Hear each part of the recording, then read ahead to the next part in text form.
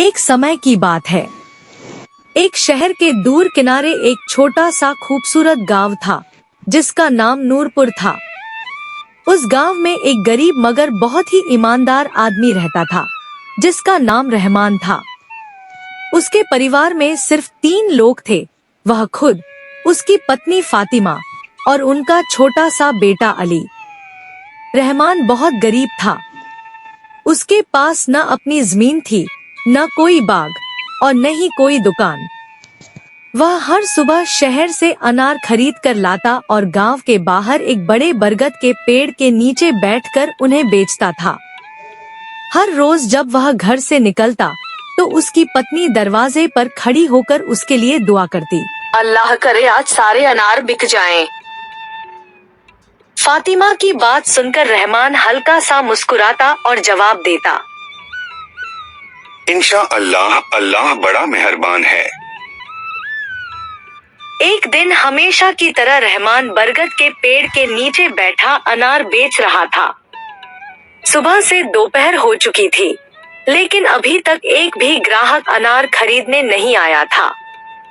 समय धीरे धीरे बीतता जा रहा था, सूरज की गर्मी भी बढ़ रही थी और रहमान की चिंता भी बढ़ती जा रही थी। वह बार बार आसमान की तरफ देखता और मन ही मन दुआ करता कि किसी तरह आज उसके सारे अनार बिक जाए। तभी अचानक एक आदमी वहां आया और रहमान से पूछने लगा,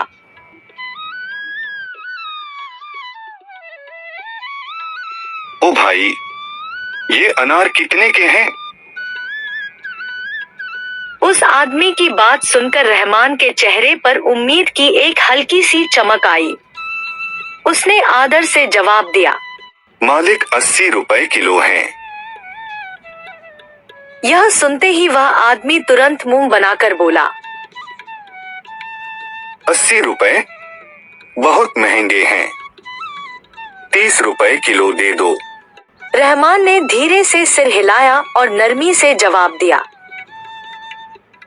मालिक अगर 30 में बेचूंगा तो नुकसान हो जाएगा। यह सुनकर वह आदमी नाराज होकर वहां से चला गया। रहमान फिर से उदास होकर अपनी जगह बैठ गया। अब शाम होने लगी थी और उसे लगने लगा था कि शायद आज भी उसे खाली हाथ घर लौटना पड़ेगा। लेकिन तभी अचानक गांव का सरपंच चौधरी अकरम वहां आ पहुंचा। सरपंच को अपनी ओर आते देख रहमान तुरंत सम्मान से खड़ा हो गया और बोला, सरपंच जी, आप मुझे बुला लेते, खुद क्यों आए? रहमान की बात सुनकर सरपंच मुस्कुराया और बोला, अरे रहमान, तुम्हारे अनार तो बहुत अच्छे लग रहे हैं। कितने हैं सारे? रहमान ने तुरंत जवाब दिया, सरपंच जी 5 किलो हैं। यह सुनते ही सरपंच ने अपनी जेब से पैसे निकाले और कहा, ये लो 500 रुपए, सारे अनार मुझे दे दो। यह सुनकर रहमान की आंखों में खुशी चमक उठी। उसने तुरंत सारे अनार सरपंच को दे दिए।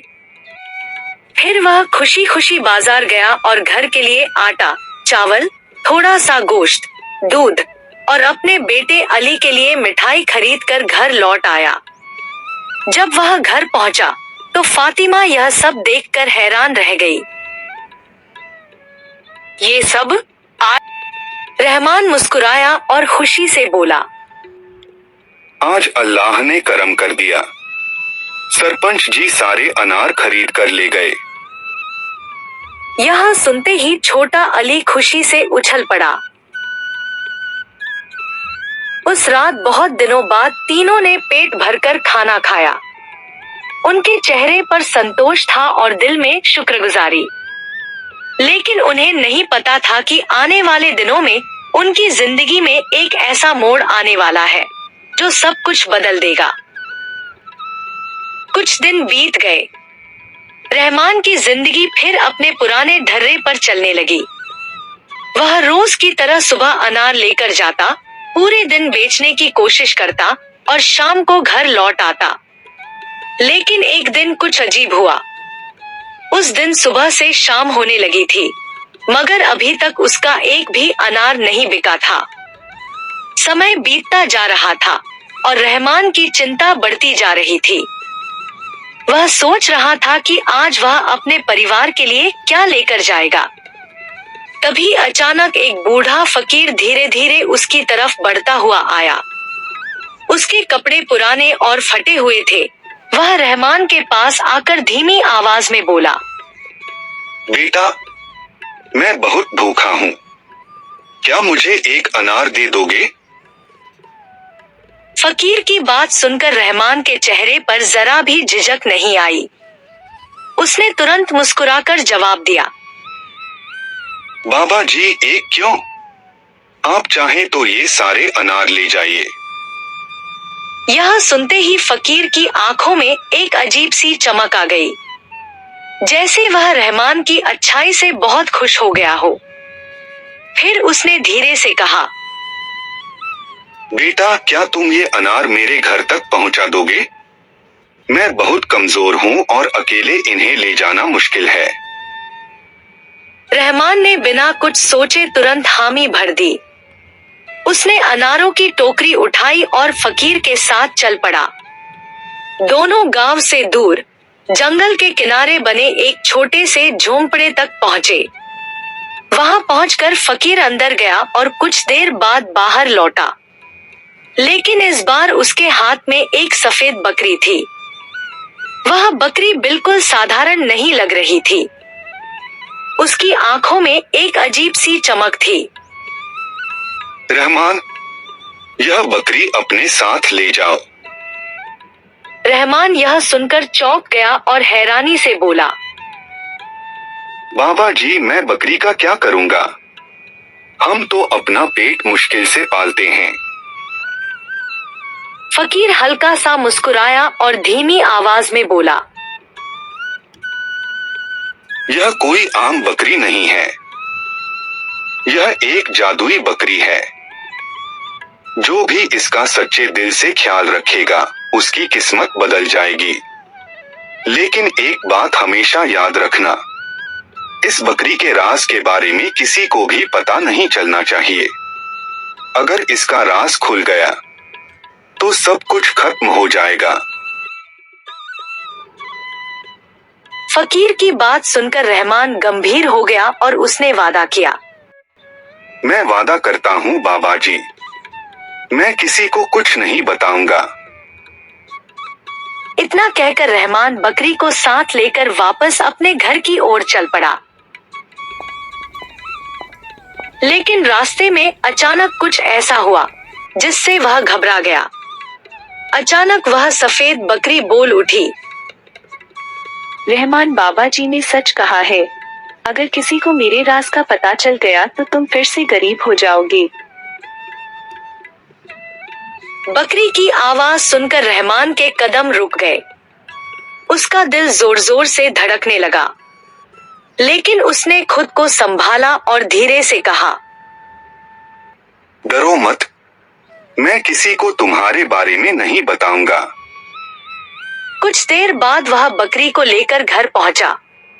दरवाजे पर फातिमा खड़ी थी। बकरी को देखकर वह हैरान रह गई और तुरंत पूछ बैठी, ये बकरी क्यों ले आए? हम तो पहले ही मुश्किल से गुजारा कर रहे हैं। रहमान ने मुस्कुराकर बात टाल दी और बोला, बस फातिमा, दिल चाहा तो ले आया। फातिमा ने कुछ और पूछना चाहा, लेकिन रहमान की बात सुनकर चुप हो गई। उसे नहीं पता था कि यही बकरी बहुत जल्द उनकी जिंदगी बदलने वाली है। अगले दिन जब सुबह हुई तो रहमान हमेशा की तरह अनार लेकर बाजार गया, लेकिन आज उसके दिल में एक अजीब सी उम्मीद थी। उसे बार बार उस जादुई बकरी की बात याद आ रही थी। वह सोच रहा था कि क्या सच में उसकी किस्मत बदलने वाली है। वह हमेशा की तरह बरगद के पेड़ के नीचे बैठ गया और अनार सामने सजा दिए। कुछ ही देर बीती थी कि अचानक एक आदमी जल्दी जल्दी उसकी तरफ आया और बोला, भाई ये अनार कितने के हैं? रहमान ने पहले की तरह शांत होकर जवाब दिया। 80 रुपए किलो। लेकिन इस बार कुछ अलग हुआ। बिना मोल भाव किए वह आदमी तुरंत बोला, ठीक है, सारे दे दो। यह सुनकर रहमान हैरान रह गया। उसने जल्दी से सारे अनार उसे दे दिए। थोड़ी ही देर में दूसरा ग्राहक आया, फिर तीसरा, फिर चौथा। कुछ ही समय में उसके सारे अनार बिक गए। रहमान के चेहरे पर खुशी साफ दिखाई दे रही थी। उसने दिल ही दिल में अल्लाह का शुक्र अदा किया और घर लौट आया। जब वह घर पहुंचा तो फातिमा ने उसके चेहरे की खुशी देखकर पूछा, आज तुम इतने खुश क्यों लग रहे हो? रहमान मुस्कुराया और बोला, आज सारे अनार बहुत जल्दी बिक गए। फातिमा यह सुनकर खुश हुई, लेकिन उसे अभी भी उस बकरी की समझ नहीं आ रही थी। फिर अगले दिन भी यही हुआ और उसके अगले दिन भी। हर दिन रहमान के सारे अनार जल्दी बिक जाते। धीरे धीरे उसकी आमदनी बढ़ने लगी। कुछ ही महीनों में उसने एक छोटा सा नया घर बना लिया। फिर उसने एक दुकान खरीद ली। कुछ समय बाद उसने अपना छोटा सा बाग भी ले लिया। अब उसके घर में खुशहाली आने लगी थी। फातिमा खुश रहने लगी थी। अली नए कपड़े पहनकर खेलता था, लेकिन गांव के कुछ लोग यह सब देखकर जलने लगे।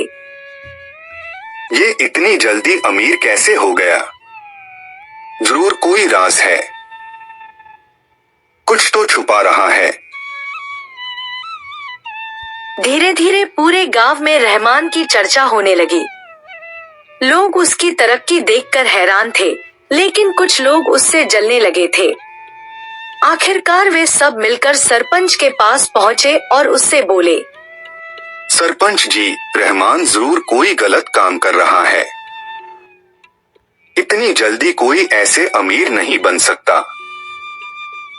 सरपंच पहले ही मन रहमान से जल रहा था। जब उसने यह बातें सुनी तो उसके मन में शक और लालच दोनों बढ़ गए। उधर उसी रात जब सब सोने की तैयारी कर रहे थे, फातिमा ने रहमान से धीरे से पूछा, एक बात बताओ, आखिर ये सब कैसे हो रहा है? कुछ तो है जो तुम मुझसे छुपा रहे हो। रहमान पहले तो चुप रहा। उसे फकीर की बात याद थी कि किसी को भी बकरी का राज नहीं बताना, लेकिन फातिमा बार बार जिद करने लगी। आखिरकार रहमान का दिल पिघल गया। उसने धीरे धीरे फातिमा को पूरी सच्चाई बता दी, जादुई बकरी का राज और उसकी चेतावनी भी। लेकिन रहमान को यह पता नहीं था कि उनकी खिड़की के बाहर अंधेरे में कोई खड़ा सब कुछ सुन रहा था। वह कोई और नहीं बल्कि सरपंच था। सरपंच के चेहरे पर एक चालाक मुस्कान आ गई।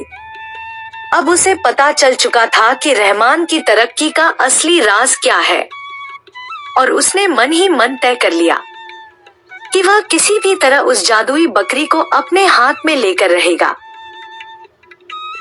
अगली सुबह जब सूरज निकला तो रहमान हमेशा की तरह अपने काम में लगा हुआ था, लेकिन उसे बिल्कुल अंदाजा नहीं था कि आज उसकी जिंदगी एक बार फिर बदलने वाली है।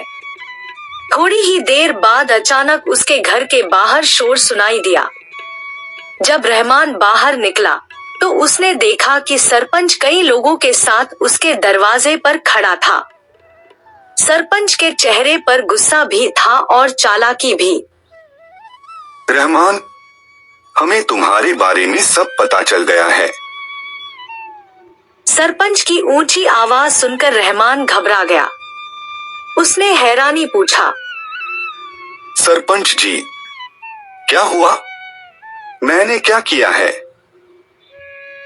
सरपंच गुस्से से आगे बढ़ा और ऊंची आवाज में बोला, तुम लोगों को खराब अनार बेचते हो।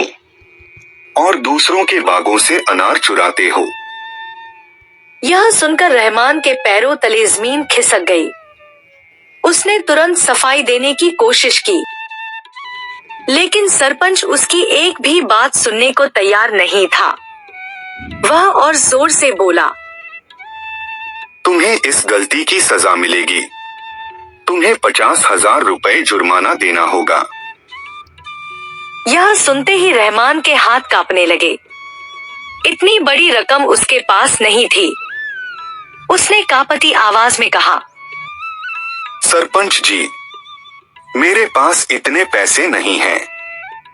सरपंच को जैसे इसी पल का इंतजार था। उसने चालाकी से मुस्कुराकर कहा, अगर तुम्हारे पास 50,000 रुपए नहीं हैं, तो अपनी बकरी मुझे दे दो। यह सुनते ही रहमान का दिल जैसे बैठ गया। अब उसे समझ आ गया था कि सरपंच को सब पता चल चुका है। वह कुछ पल तक चुप खड़ा रहा। उसकी आंखों में आंसू थे, लेकिन उसके पास कोई और रास्ता नहीं था। धीरे धीरे वह अंदर गया और जादुई बकरी को लेकर बाहर आया। अगर यही आपकी शर्त है, तो मैं अपनी बकरी आपको दे देता हूँ। सरपंच जोर से हंसा और बकरी को अपने साथ ले गया। अब देखना, पूरा इलाका मेरे सामने झुकेगा। सरपंच के जाते ही घर में सन्नाटा छा गया। फातिमा की आंखों में भी आंसू थे। उधर सरपंच बकरी को लेकर बहुत खुश था। शुरू शुरू में सचमुच उसकी किस्मत बदलने लगी। उसकी फसलें अच्छी होने लगी। उसका कारोबार बढ़ने लगा। उसके घर में धन दौलत आने लगी। अब वह और भी घमंडी हो गया था। समय धीरे धीरे बीतता गया।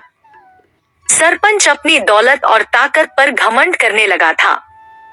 वह यह भूल चुका था कि जादुई बकरी का असर तभी तक रहता है जब तक उसका ख्याल प्यार और ईमानदारी से रखा जाए। लेकिन सरपंच अब केवल अपने लालच में अंधा हो चुका था। वह बकरी को समय पर खाना नहीं देता था, न ही उसे प्यार से रखता था। और फिर एक रात कुछ ऐसा हुआ जिसने सब कुछ बदल दिया। उस रात बहुत तेज आंधी चल रही थी। बिजली चमक रही थी, बादल गरज रहे थे और चारों तरफ डरावना सन्नाटा था। सरपंच अपने घर में गहरी नींद सो रहा था। तभी अचानक तेज हवा से उसके घर का दरवाजा खुल गया। उसी पल जादुई बकरी ने मौका देखा और चुपचाप वहां से भाग निकली। सुबह जब सरपंच की आंख खुली, सबसे पहले बकरी को ढूंढा, लेकिन बकरी वहां नहीं थी। मेरी बकरी, मेरी जादुई बकरी कहाँ गई? सरपंच घबरा गया। वह पूरे घर में उसे ढूंढने लगा, लेकिन बकरी कहीं नहीं मिली। दिन बीतते गए और अब सरपंच की किस्मत भी बदलने लगी। उसकी फसलें सूखने लगी। उसका कारोबार घाटे में जाने लगा। उसके घर की दौलत धीरे धीरे खत्म होने लगी। कुछ ही दिनों में वह फिर से गरीब हो गया, लेकिन अब बहुत देर हो चुकी थी। उसके लालच ने उससे सब कुछ छीन लिया था। उधर रहमान फिर से मेहनत कर रहा था। हालांकि वह दोबारा गरीब हो चुका था, लेकिन उसने शिकायत नहीं की। वह हर दिन ईमानदारी से काम करता और अल्लाह पर भरोसा रखता। एक दिन वह जंगल में लकड़ियां इकट्ठा करने गया। वह पेड़ों के बीच चल रहा था कि अचानक उसे एक जानी पहचानी आवाज सुनाई दी। यह आवाज सुनते ही रहमान रुक गया। उसका दिल जोर से धड़कने लगा। वह आवाज की तरफ बढ़ा और जो उसने देखा उससे उसकी आंखों में खुशी के आंसू आ गए। एक पेड़ के नीचे वही सफेद जादुई बकरी खड़ी थी। बकरी खुशी से उसकी तरफ दौड़ी। रहमान ने उसे गले लगा लिया उसकी आंखों से आंसू बह रहे थे। रहमान बकरी को लेकर खुशी खुशी घर लौटा। जब फातिमा और अली ने बकरी को देखा तो वे भी खुशी से झूम उठे। उस दिन के बाद रहमान ने एक बात हमेशा याद रखी कि किसी भी नेमत का घमंड नहीं करना चाहिए और उसका राज संभाल कर रखना चाहिए। उसने फिर कभी किसी को बकरी के बारे में कुछ नहीं बताया। वह मेहनत करता रहा, ईमानदारी से अनार बेचता रहा और गरीबों की मदद करता रहा। धीरे धीरे अल्लाह ने फिर उसके घर में बरकत डाल दी। कुछ साल बाद रहमान पूरे इलाके का सबसे इज्जतदार और कामयाब इंसान बन गया। और लोग अक्सर कहा करते थे, जादू बकरी में नहीं था, जादू रहमान की नेकी, सब्र और मेहनत में था। बच्चों, आज की इस कहानी से हमने यह सीखा कि लालच इंसान से सब कुछ छीन लेता है, लेकिन मेहनत, सब्र और अच्छा दिल इंसान को हमेशा कामयाब बनाते हैं। हमें हमेशा सच्चाई और ईमानदारी का रास्ता अपनाना चाहिए, दूसरों की मदद करनी चाहिए और कभी भी लालच नहीं करना चाहिए। अगर हम अच्छे काम करेंगे और अल्लाह पर भरोसा रखेंगे तो वह हमें जरूर कामयाबी देगा।